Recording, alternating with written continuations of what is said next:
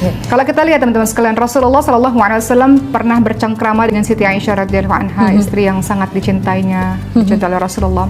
Apa kata Rasulullah? Wahai Aisyah, engkau tahu kondisi apa yang paling menyusahkan untuk mayit ketika orang meninggal dunia? Paling menyusahkan kondisinya ketika apa?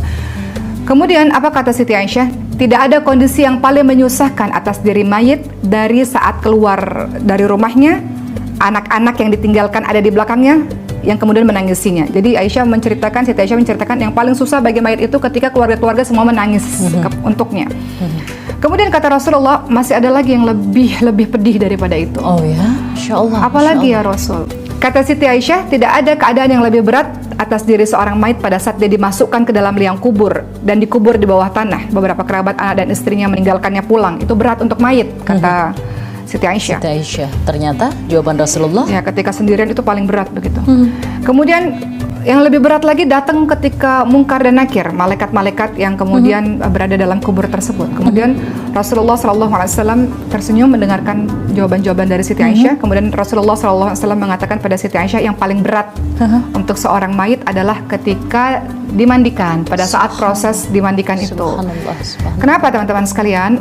Dia juga merasakan sakit yang amat dahsyat akibat dari sakratul maut tadi, sehingga dia ingin diperlakukan dengan baik, diperlakukan dengan lembut, Masya Allah.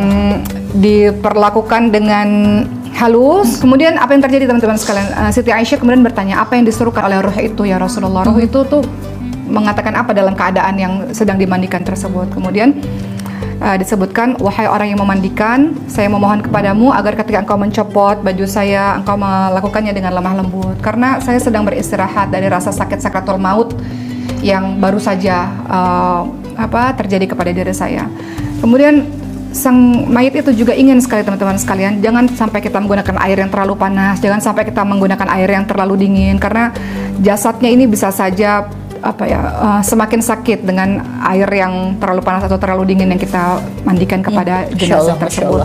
Kemudian teman-teman yang dirahmati Allah Subhanahu wa taala lagi, roh itu juga menginginkan apa? Mereka menginginkan teman-teman sekalian bahwa jangan sampai jasad ini masih sakit, masih ada luka-lukanya lah istilahnya, bukan jasad, rasa sakitnya itu masih ada sampai saat ini. Rasa sakit itu masih ada ketika rohnya masih bisa merasakan sakit itu ya, Umar, iya, jadi dia merasa sakit, makanya dia ingin sekali kita memperlakukannya dengan sebaik-baiknya teman-teman sekalian.